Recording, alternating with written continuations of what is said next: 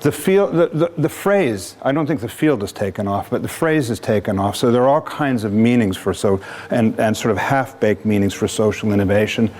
What I mean by it, what I want to talk about is transformative effect. Ways to address the major social challenges that we are faced with now, and where we are trying to have a large-scale effect rather than just incremental improvements.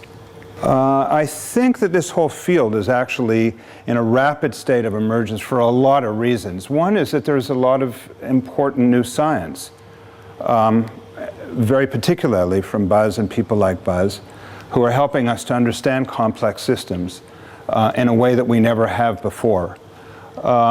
Two, there's a new technology, and I don't mean using social media as a tactic to help mobilize social change. I mean that when we look at this new media, it helps us to see patterns in the ways that people organize and ideas move that we never had a way of seeing before. It's like being able to put on goggles and look beneath the surface of the water and see that there's something different than the way we can see it without goggles.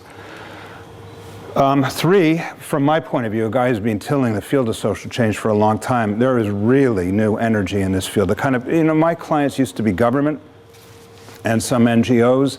Now I've got business leaders, there are rock stars who want to do social change. Everybody in the world actually is interested in trying to figure out how to do social change, but that is bringing into the field some different kinds of personalities and people who are addicted to success rather than to problems. I can talk about that a little bit more later, but you have people whose experience is the experience of success, and when they say they want to work on a problem, they are serious about really moving the dial. And finally, obviously, there's new urgency. The kind of challenges that we face now demand that we are very, very effective at trying to find really different models and different pathways to some degree of success. When I started this work, I wrote out a few assumptions. I didn't know what social innovation was, and I had not studied systems thinking. I didn't know really what complexity was. The key thing, I think, and Buzz, I'm looking at you when I'm saying this, because I was working on all of these initiatives to get a lot of people to change their behavior. Stop smoking, get fit, practice safe sex, be good environmental citizens, whatever it was. There was, in the grounding of my discipline of social marketing, a belief that if we could have an effect on the ideas inside individuals' heads and reach enough individuals through the media with that we could have a large-scale effect, because that effect would be additive. We'd get a lot of people, and they would all start thinking the way we wanted them to think, and then they'll start behaving that way. But what I observed in the world, when I thought about how change really happened, it just did not seem to be happening that way. There seemed to be something that looked more like fashion, that something would spread. I became interested in the spread effect. So I didn't have the language, I didn't have any of the constructs of systems, but I was interested in, I guess you'd call it, meta effects. So when I started the work with DuPont, I wrote out a few hunches. One, that the work we're about is transformative, as I said.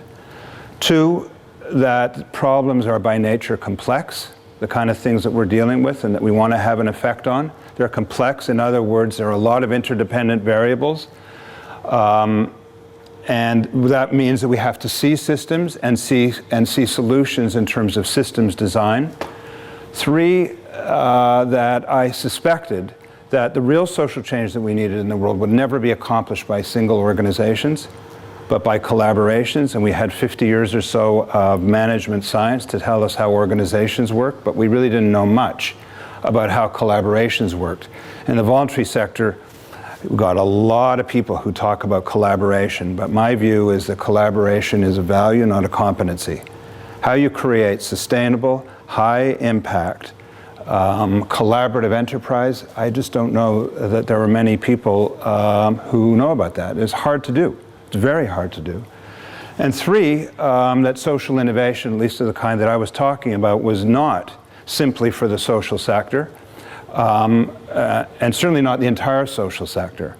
It was for those players who were very serious about having large-scale effect. And I think that there is something that is temperamentally important. I think that there is a quality of culture, organizational culture, or personality that says we actually want to bring about a large-scale effect. And the kind of work that I'm talking about is meant for and would be appealed to and make sense to those who are interested in problem solving rather than problem serving. An analogy I used often is this. Imagine that your job was to feed 1,000 hungry kids in the community every day. That's hard work, and you'd better make sure that you can do it right. And it's important, it's crucial work. But if your job is not to feed those kids, but to eliminate hunger in the community, you're going to need to do an entirely different kind of work. And they're both valid. I'm not trying to say that one is not important. Feeding those kids is incredibly important. Eliminating hunger is also incredibly important. And the kind of organizations and competencies that are necessary for feeding those kids are not the same as the ones that are necessary for eliminating hunger. This is my best guess at the time of putting this slide together, and that's why I label it some critical ingredients for social innovation. I just try to figure out some of the things based on my experience that are necessary. One, there has to be a pretty significant idea of what you want to accomplish. I've done this experiment in my office for years. And people come into me, and they say they want to do something, and I say, for the next 30 seconds, I'm God. This is a magic button. I push that button, you can have what you want. The only thing that's required is that you tell me what you want. It is astonishing that people cannot answer that question. They start to talk about tactics, they talk about principles, they talk about, what messages should be or something, but they can't simply describe what the change is. Not how to accomplish it, but just what the change is.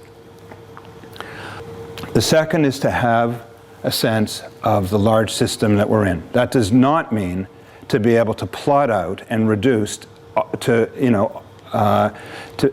a sense that is a pretense at being precise, all of the elements of that system, but to be able to map out what are some of the key factors and forces in that system. Three is to have some idea of how you think that change is going to happen. What do you think this process of emergence is going to look like?